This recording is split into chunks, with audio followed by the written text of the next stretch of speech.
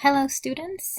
Today we're going to be talking about, and you're going to be listening to Chapter 7, which is the chapter called Thinking. One, I feel, of my favorite chapters from our book, and definitely possibly not the longest chapter. So just something to keep in mind, but it's definitely a very worthwhile chapter. As with every single chapter, let's start with a quote.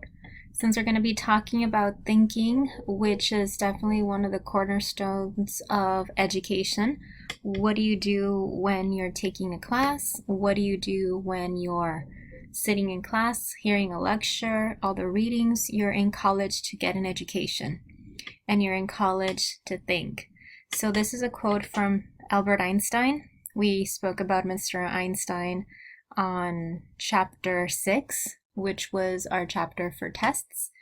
But he said, education is not the learning of facts, but the training of the mind to think.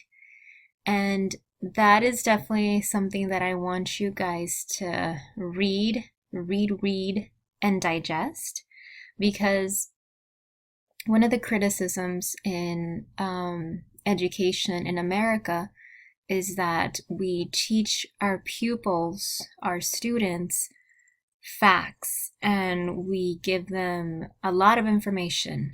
However, the debate is that we definitely want to create people who think creatively and abstractly and critically, and that they question. So one of the key things about education is helping students train the mind on how to think, how to ask, how to wonder.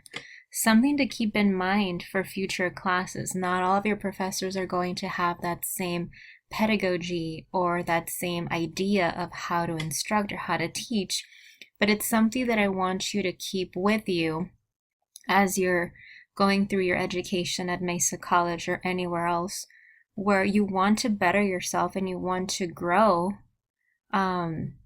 You want to grow personally, as the title of this class, personal growth, by training your mind on how to think better. Let's talk about what you're going to be learning in this chapter. The steps on how to become a critical thinker, finding the aha, the creativity fuels critical thinking. So finding that aha, how your creativity is going to fuel your critical thinking. How to create ideas, ways to create ideas, common mistakes that we do in logic, thinking critically about information on the internet, gaining skill at decision making, ways to solve problems, and thinking about your major, which is going to begin to ask you to think about for the 2 assignments that you have for this class. Creating your student education plan, and also conducting an informational interview. So we're gonna begin to think about our major, your major.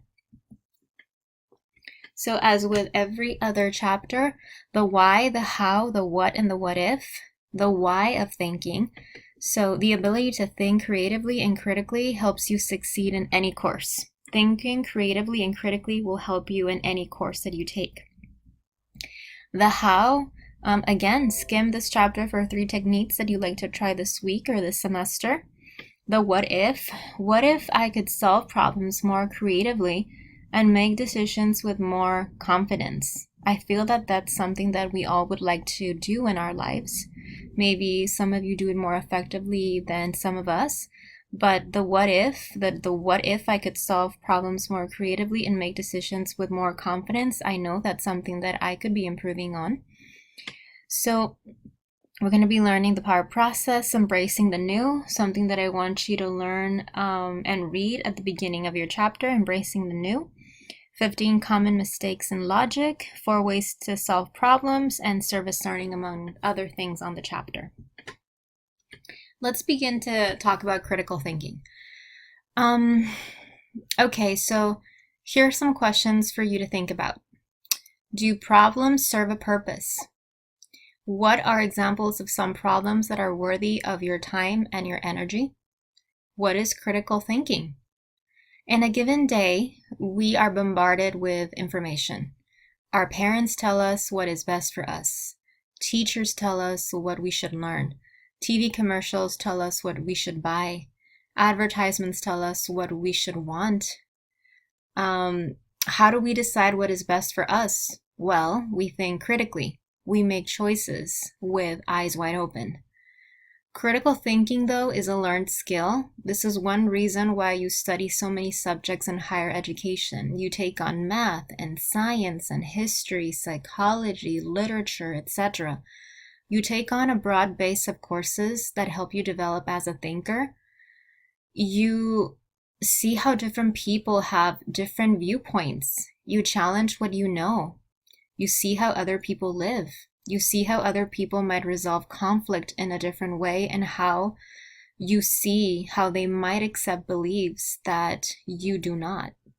So when you're developing the skill of a critical thinker, you're going to be dealing with possibly different viewpoints, things that you haven't heard of before, and things you might not even agree with. But you have to think about it as a process, as an idea, and decide what to do with it, even if it's different than what you believe.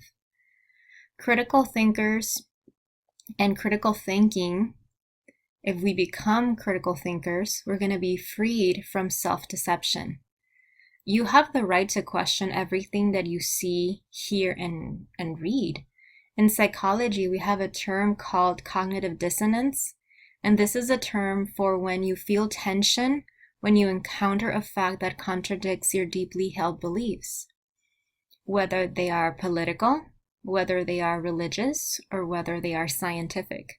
Cognitive dissonance is that term for that tension we feel when we encounter a fact that contradicts what we believe or what we think. Critical thinking is a skill we acquire that would allow us not only to understand other different point of view, but it will also allow us to change our own willingness to change our opinions as we continue to examine a problem. This might even take you to the point of giving up your viewpoint in light of new evidence. Have the possibility of questioning and at least considering, what if that were true?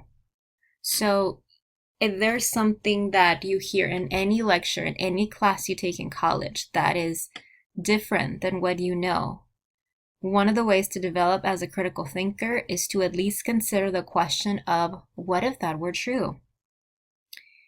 Also, how could we make that idea work? What could we do differently this time?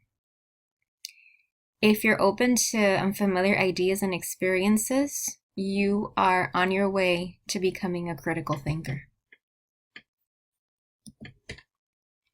Let's talk about the process for critical thinking.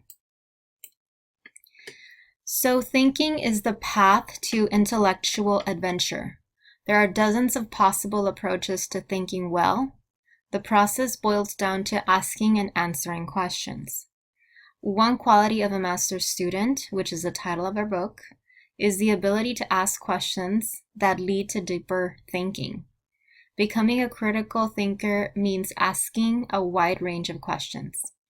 There was a psychologist by the name of Benjamin Bloom that named 6 levels of thinking. He called them the educational objectives or goals for learning. You're going to see them in front of you in this pyramid, level 1 all the way to level 6. Level 1, remembering. Level 2, understanding.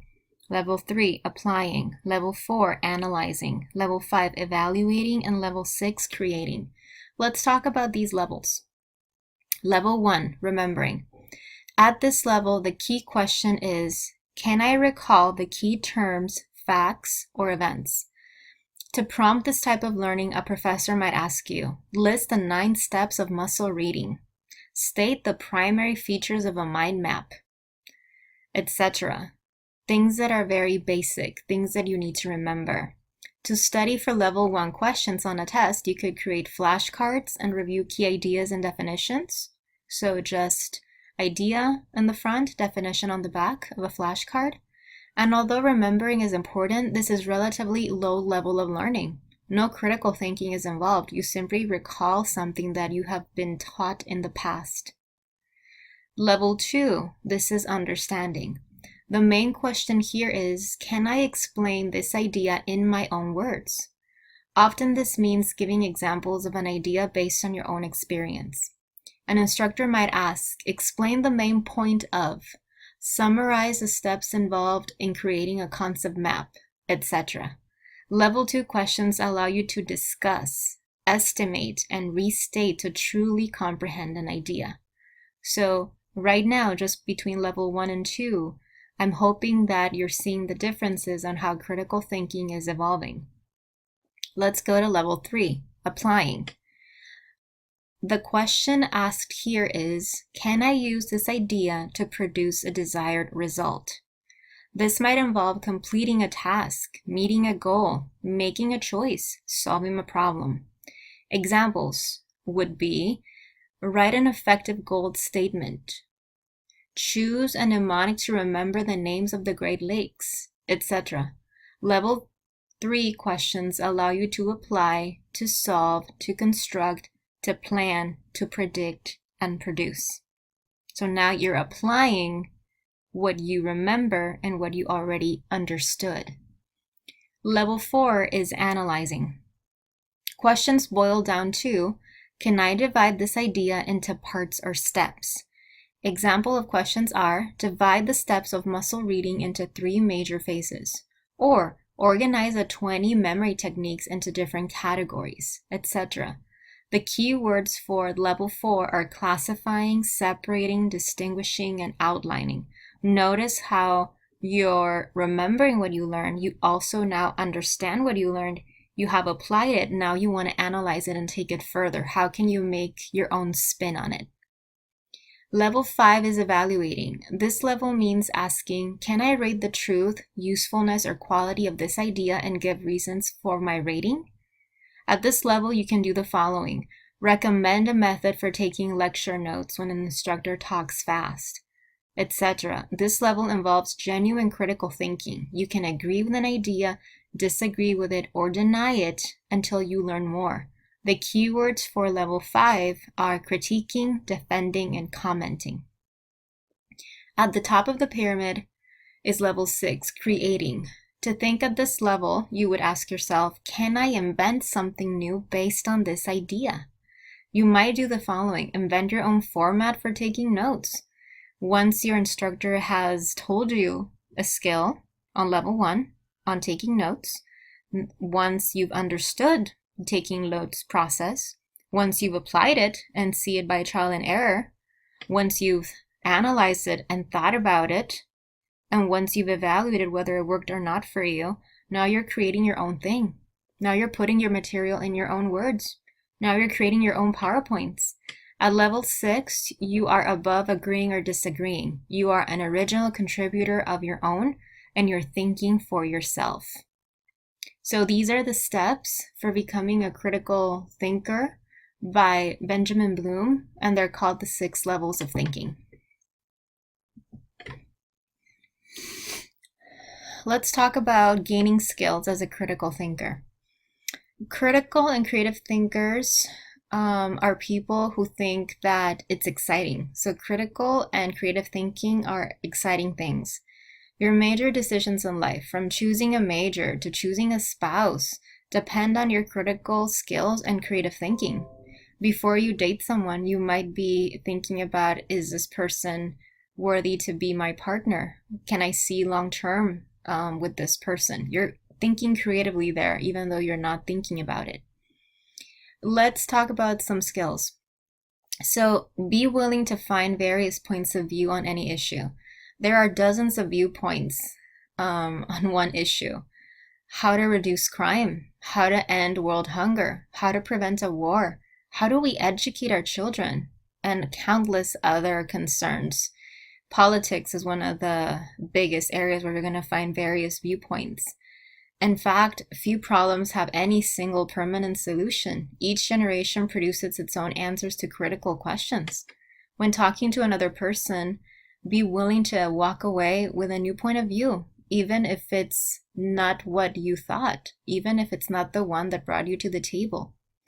So in order to develop as a critical thinker or to gain skills as a critical thinker, one thing you could do is be willing to walk away with a new viewpoint that you hadn't considered.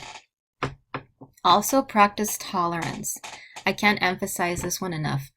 One path to critical thinking is tolerance for a wide range of opinions. Taking a position on an issue is natural, but accepting others' opinions is the key to critical thinking.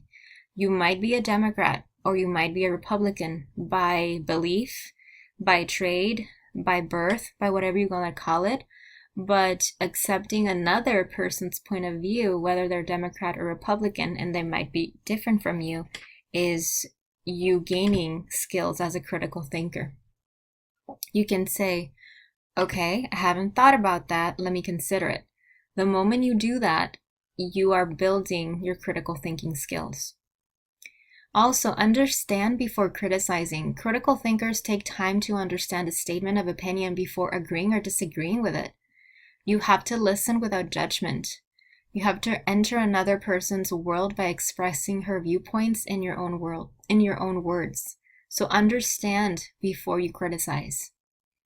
Also, watch for hotspots. Many people have mental hotspots, topics that provoke strong opinions. It could be abortion. It could be homosexuality. It could be gun control. It could be the death penalty. It could be immigration. To become a better thinker, you have to examine and know your own hotspots, those triggers, and make a clear intention to accept your feelings about these topics and continue to use critical thinking skills towards them, even if other people think differently than you. Also, be willing to be uncertain. Be willing to say, I'm not sure yet. Some of the greatest ideas happen when we take the time to reflect.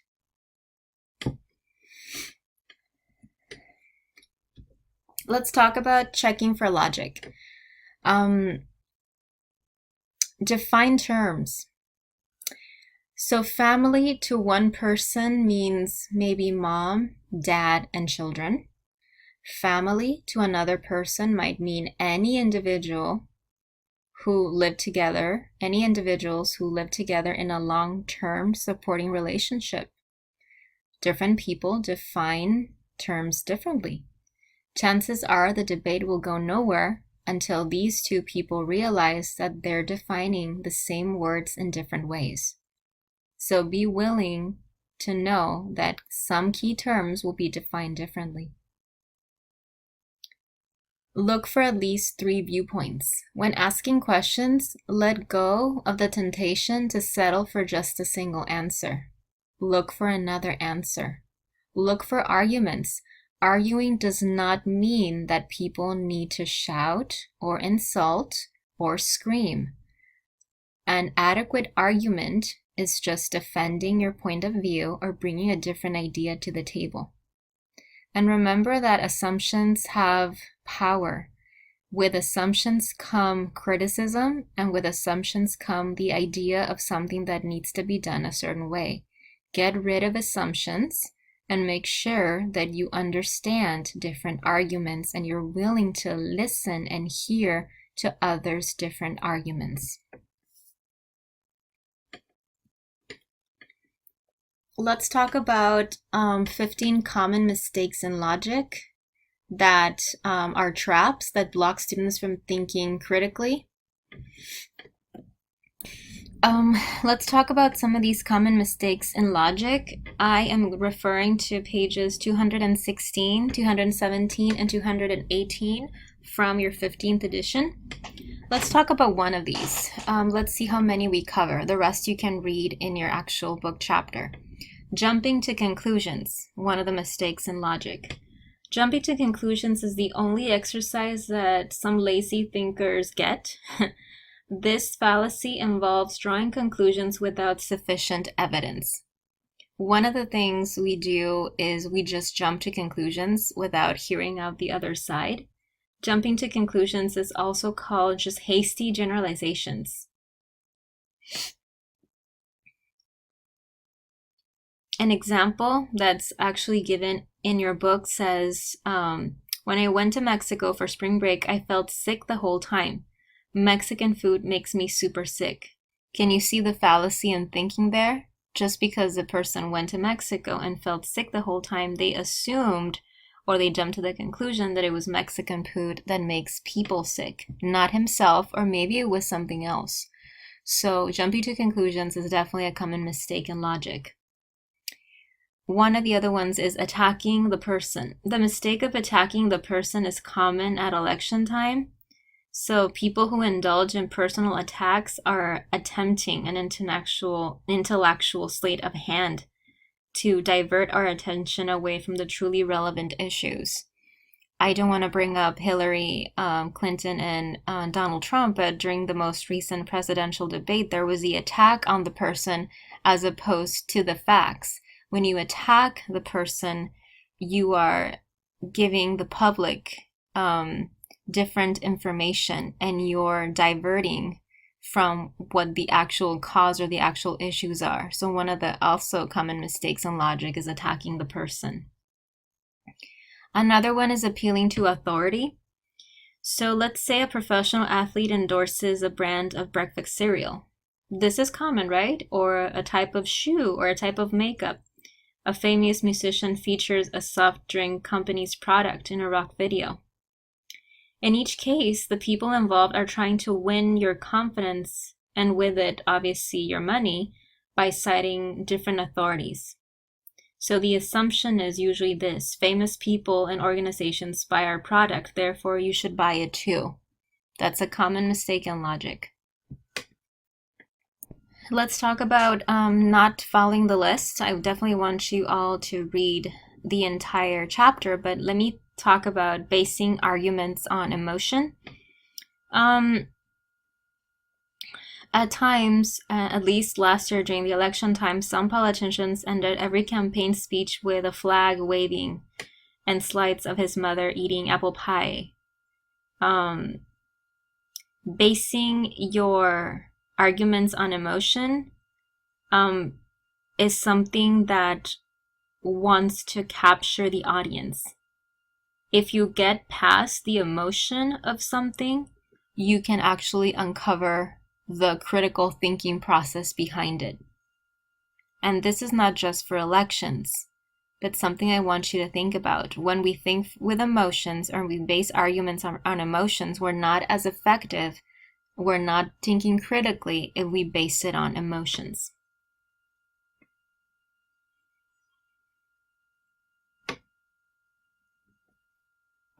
Go through the different common mistakes in logic and see which ones you are making, what mistakes you're making in your own thinking process. Let's talk about thinking critically about information on the internet. One thing I want you to consider is distinguish between ideas and between information. So to think more powerfully about what you find on the internet, remember the difference between what is an information and what is just an idea. For example, consider the following sentence: Nelson Mandela became president of South Africa in 1994. The statement provides information about South Africa. In contrast, the following sentence states an idea: Nelson Mandela's presidency means that has no future in South America.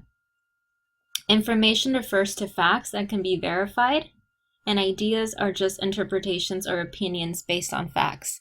When you're browsing the internet, one thing I want you to be cautious about is knowing the sources. I know that we all use, at some point, Wikipedia. Wikipedia is not a source that you want to cite. Information from Wikipedia is not always valid. It provides a general idea of a concept, but it's not always valid, and sometimes it comes embedded with ideas as opposed to correct information. Okay, so something to keep in mind. Also, look for overall quality. Examine the features of a website in general. Notice how the effectiveness of the text and the visuals work together as a whole. Also, note how well the site is organized and whether you can navigate the features. Make sure that you know the overall look of the website. Look for the date. where that crucial information was posted, and determine how often the site is updated, who's the creator, who it belongs to. Look for consistency of facts, quality of information, and also it's not a bad idea to look for competency in grammar and in spelling. Always try to look for websites that come from reputable organizations. National Geographic, anything that is .gov related to the government has to be approved by the government. .org comes from reputable organizations. .edu comes from academic websites. So tend to look for overall quality. Sometimes be cautious with some of the .com websites. Anybody can create their own website. You can create your own website and post it on the internet. So definitely look for overall quality, and when possible, as you're citing sources, always go to a journal or to a book, to the library. Don't cite from a website if it doesn't come from a reputable source. And talking about that, let's talk about look at the source. Find a clear description of the person who or organization responsible for the website. Many websites include this information on their About link. If there's information there, more than likely it's reputable. Distinguish information from for-profit commercial enterprises, which are the .coms that I mentioned. Those are usually for-profit, or nonprofits, which are usually .org, or a government agency .gov, or a school.edu. If you're usually browsing from a .org, .gov, or .edu, you can find and define those sources to be reputable. .coms, it would be a nice idea for you to look on the About tab or About link just to see who's the owner of that website. Also, look for documentation. Look for credible examples, quotations from authorities in the field, documented statistics, or summaries of scientific studies.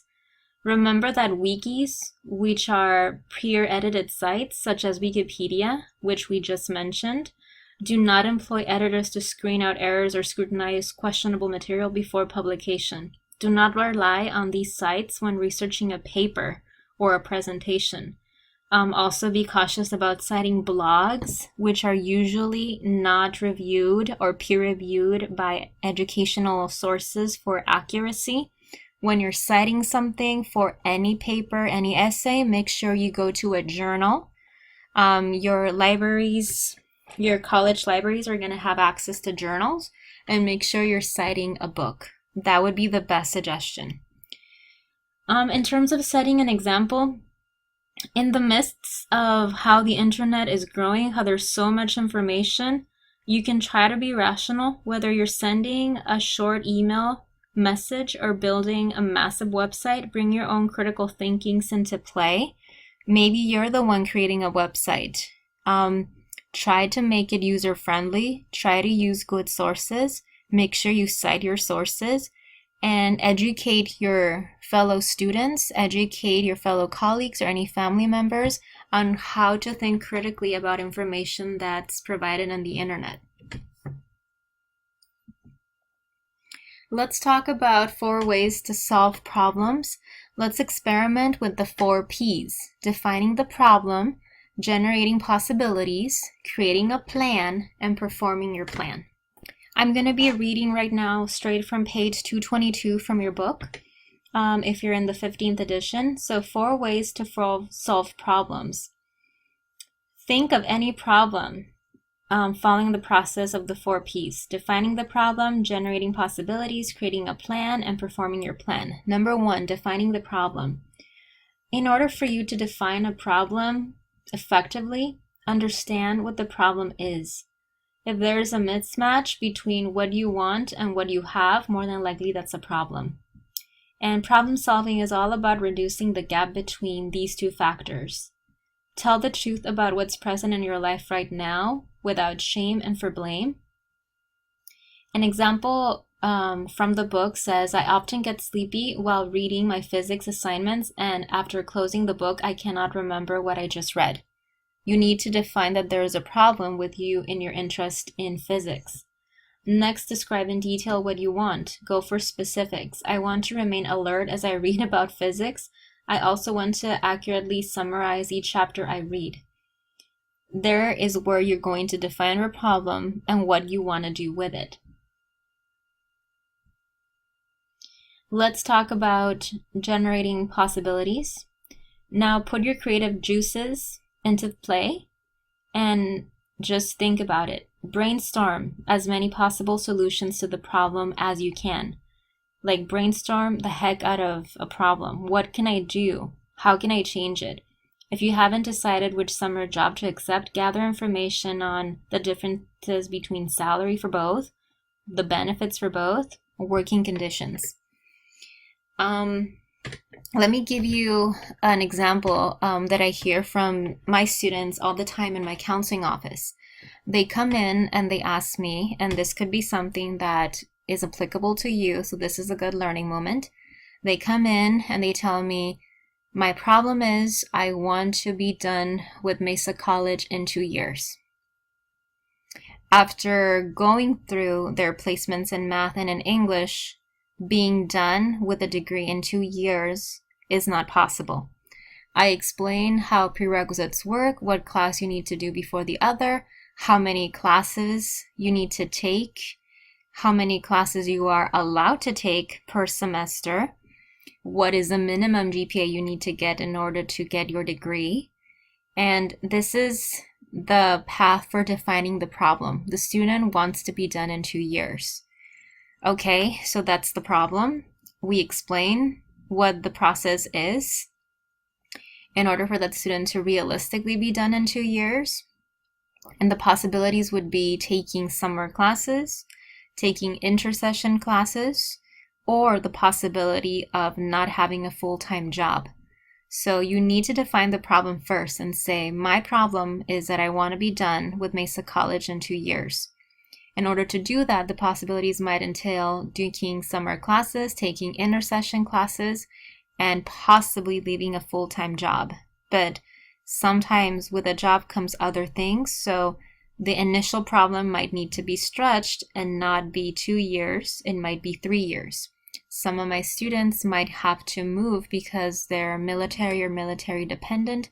That's when we would have a different conversation, that we would generate possibilities to see what the student can do. And this is part with creating a plan. After they've told me the problem that they need to be done in 2 years, after we've looked at their placements for math and English, how many classes they need to get their degree, and we're generating the possibility of leaving a full-time job and only being part-time and taking on summer classes and intersession classes, now you create a plan. So after rereading your problem definition and all the list of possible solutions, choose a solution that seems most workable.